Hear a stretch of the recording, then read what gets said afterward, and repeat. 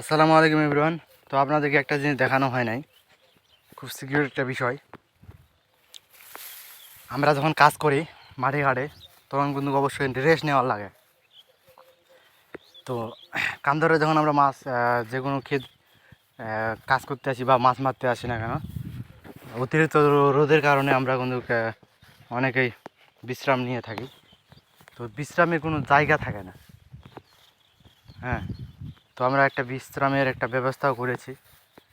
যেই জায়গাটা এখনও পড়ে আছে, কোনো ক্ষেত লাগানো হয় নাই, শুধুমাত্র মানুষের বিশ্রামের জন্য, এবং যেন মানুষ ক্লান্ত শরীর নিয়ে যেন রেস্ট করতে পারে।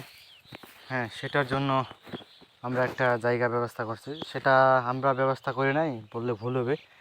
আমাদের যে হাফিজুল ভাই আছে, এইগুলো কিন্তু হাফিজুল ভাইয়ের ক্ষেত কিন্তু। তিনি বিশেষ করে আমাদের জায়গাটা করে দিয়েছে, শুধুমাত্র যারা কৃষিকাজ করে তাদের জন্য বিশ্রামটা বিশ্রাম করার জন্য জায়গা ব্যবহার করা হয়েছে।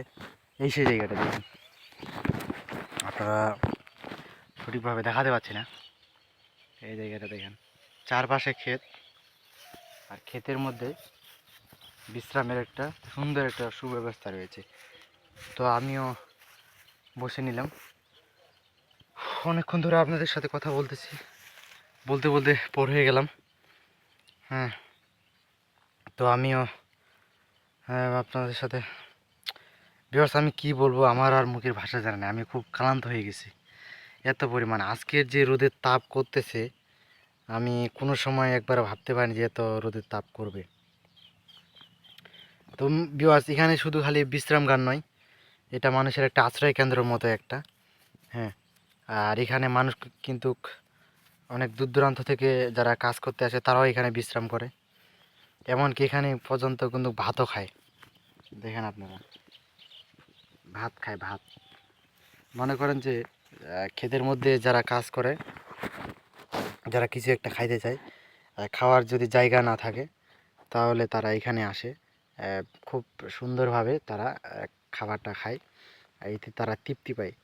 কেননা এখানে আসলে তাদের মন ভালো হয়ে যায়।